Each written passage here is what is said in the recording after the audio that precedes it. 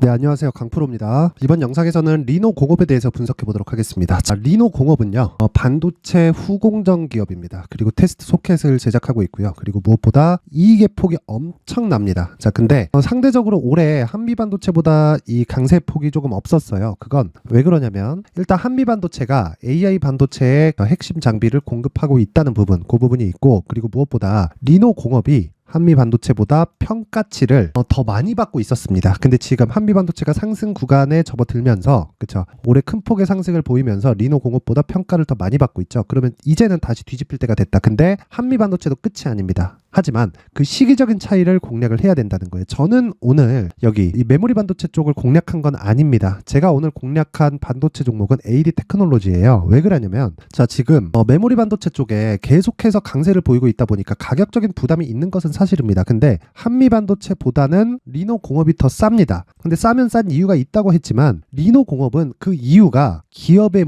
이익이 줄어서 그런 부분이 아니에요. 평가 자체를 애초에 더 많이 받고 있었고, 금리를 인상하는 과정에서 그동안 받아왔었던 평가치에서 낮게 평가받았었던 그런 과정을 오래 거친 거고요. 한미반도체는, 그쵸, 물을 만났죠. 물을, 그쵸, HBM이라는 이 특수한 호재거리를 딱 만나면서 TC 본딩 장비가 굉장히 희소한 가치를 띠게 된 겁니다. 그래서 올해 이런 평가를 받게 된 건데, 제가 더 강조를 드리는 내용은요, AI 반도체는, 그쵸, 메모리 반도체의 한 분야에 지나지 않는다는 겁니다. 그리고 무엇보다 기존에 있었던 수요가 이제 돌아옵니다. 돌아와요. 그러면 어떻게 될까요? 그쵸, 한미반도체는 지금 실적이 좋을 수가 없어요. 그래서 오늘 한미반도체를 포함해서 리노공업 같은 이런 종목들이 3%대 빠졌는데, 이건 엔비디아 실적이 예상치를 상회해서 나오기는 했지만 엔비디아를 포함해서, 그쵸, 한미반도체나 이런 종목들이 다 강했단 말이에요. 그렇기 때문에 여기서 발생하는, 자, 잘 들으세요, 여기서 발생하는 가격적인 부담을 해소하는 조정 구간을 보이고 있는 겁니다. 자, 그러면 지금 이런 가격 조정이 언제까지 이어질까요? 딱 이렇게 보면 됩니다. 한국 시장 기준에서 하이닉스의 조정이 끝날 때까지 이어진다. 이게, 자, 수직으로 떨어질까요? 수직으로 떨어지려면 어떤 상황이 벌어져야 되죠? 주식시장이 빠져야 되죠. 하이닉스가 빠진다, 삼성전자 빠진다, 주식시장 빠진다, 환율 폭등한다,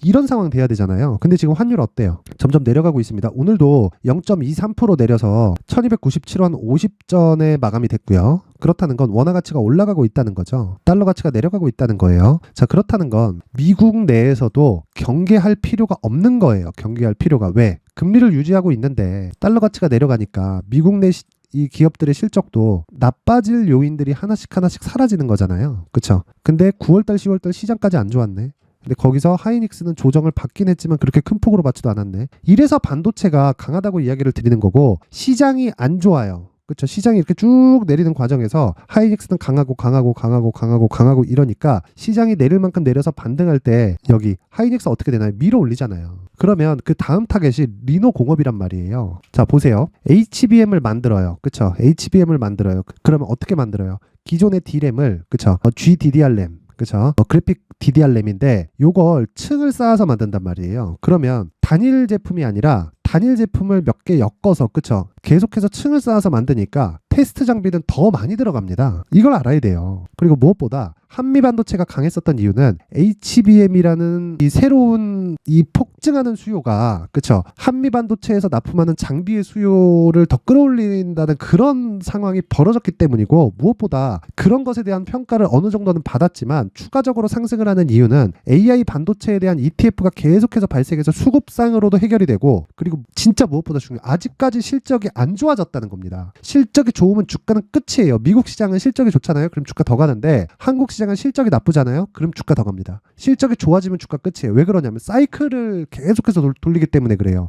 미국 시장은 시장을 형성하지만 한국 시장은 시장을 형성하지 않는단 말이에요. 그래서 제가 이야기를 계속해서 드리는 거고, 이번 타겟은, 그쵸, 하이닉스가 올라가는 과정에서 이번 타겟은 리노공업이다. 그리고 여기서 가격을 잡아야 된다. 하지만 저는 오늘 AD 테크놀로지를 매수를 했고, 그 내용을, 자, 여기서 확인해 볼 수 있습니다. 물론 제가 오늘 잡은 가격이 확실하게 저가에 잡거나 그런 건 아닙니다. 그쵸? 저는 26,000원대에 매수를 했고요. 그쵸? 그리고 요건 메모리 반도체가 아니라 비메모리 쪽입니다. 비메모리 쪽을 제가 왜 공략을 했느냐? 자, 하이닉스를 앞세워서, 그쵸, 한미 반도체나 이런 메모리 업체들이 굉장히 큰 폭으로 강세를 보였어요. 한미 반도체 얼마나 많이 올랐어요. 자, 그렇다 보니까 상대적으로 가격 부담을 가지게 된 건데, 그 가격 부담을 갖는 과정에서 반도체 말고는 시장에서 매매할 게 없습니다. 그걸 어떻게 판단하나요? 이렇게 말씀하실 수 있는데 그걸 판단하는 기준은요, 가격으로 판단하는 거예요. 예를 들어서 보세요. 제가 신고가에 대해서는 항상 강조를 드리는데 한미반도체 볼게요.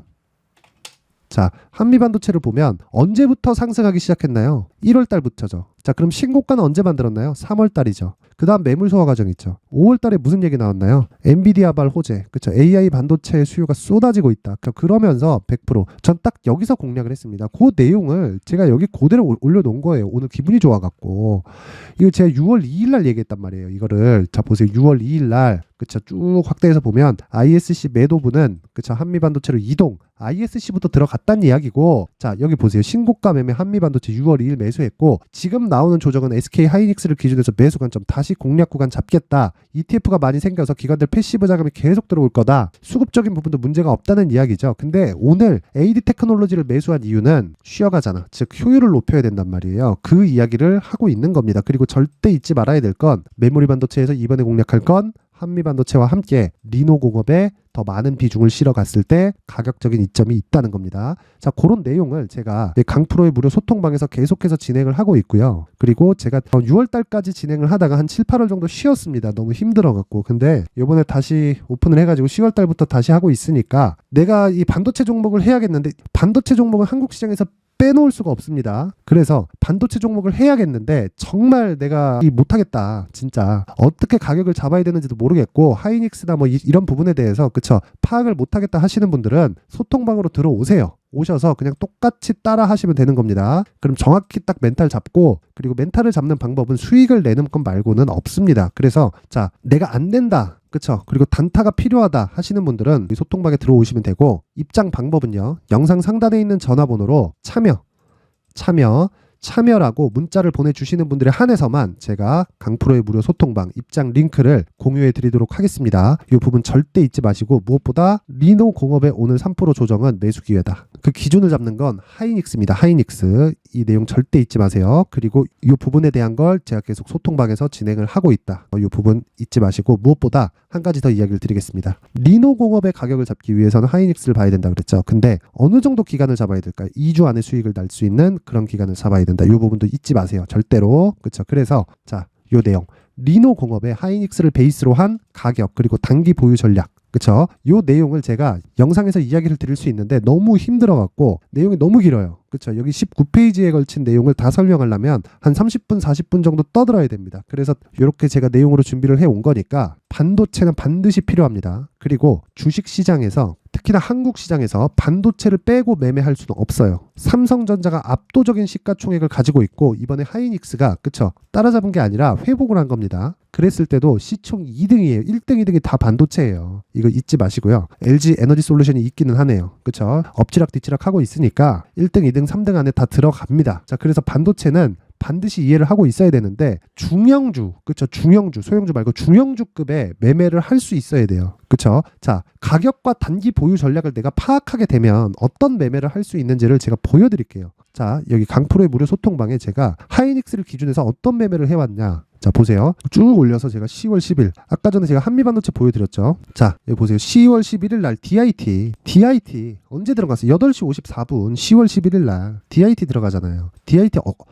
DIT도 반도체 장비주입니다. 자, 보세요. DIT 쭉 해가지고 보시면 됩니다. 여기 요 날이에요. 요 날 하루에 20%, 그쵸? 그러면서 쭉 상승. 이때부터 100% 올랐잖아요. 왜 이런 상승이 나왔을까요? 반도체가 강했으니까. 그 기준이 어디 있어요? 하이닉스의 시세. 절대 잊지 마세요. 그래서 내가 하이닉스를 베이스로 한 리노공업, 그쵸, 리노공업의 가격을 파악했을 때, 그쵸, 앞으로 추가적으로 상승할 수 있는 한 100% 이상의 시세를 내가 공략할 수 있다. 실적에 대해서는 전혀 문제 없다. 무엇보다 지금이 최악의 국면이다. 그쵸? 그러면 주가 바닥이라는 겁니다. 주가가 안 빠져요. 그럼 더 간다는 거예요. 그쵸? 자, 그래서 2주 안에 여기 수익이 날 수 있는 리노공업의 가격대를 제가 다 드리겠습니다. 다 드릴 텐데, 상단에 있는 전화번호로 최소한의 성의를 보여주세요. 돈 안 받습니다. 돈 안 받고 숫자 3이라고 문자를 보내주시는 분들에 한해서만 제가 리노공업의 가격, 그리고 단기 보유 전략을 공유해 드리도록 하겠습니다. 자, 항상 시청해 주셔서 감사드리지만, 무엇보다 가격이 중요하다는 점 제가 계속 강조드리고 있죠. 그리고 이거 올라가기 시작하잖아요. 못 잡아요. 지금부터 준비해놔야 됩니다. 지금부터 준비를 해놔야 나중에 반도체 올라가면 시장 올라가고, 시장 올라가면 조정 또 들어옵니다. 그때 구간에 내가 물리면 조정 구간 또 보내고 가잖아요. 한 3개월, 4개월, 길면 한 6개월 이상 물려 있다가 반대 가면 쫄아서 또 팔아요. 이런 상황 만들지 마세요. 지금 매수할 때다. 반드시 기억하시고, 자, 모든 분들이 성공 투자하셨으면 좋겠습니다.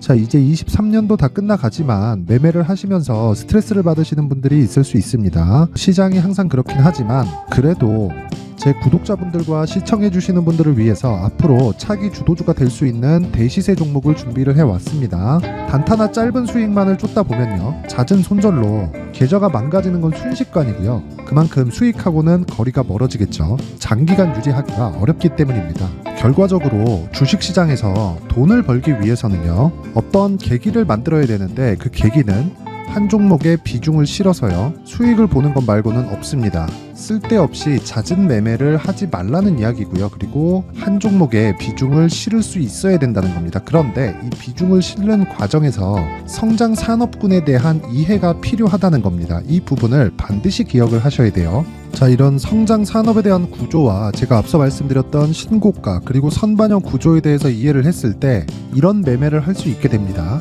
2월 7일 강프로의 대시세 종목으로 에코프로 매수가는 17만원 이에서 진행이 됐고요. 그리고 목표가는 50만원부터 자율 매도 구간으로 잡았죠. 예상 수익 범위가 200% 이상으로 되어 있는데 신고가 이후에 선반영 평균치가 200% 이상이기 때문에 그렇습니다. 자, 그런데 에코프로가 2차전지 양극재 기업이죠. 2차전지 양극재는 친환경이라는 범주 안에 속해 있다고 보시면 됩니다. 근데 제가 항상 이야기를 드리죠. 시세는 항상 연결된다고요.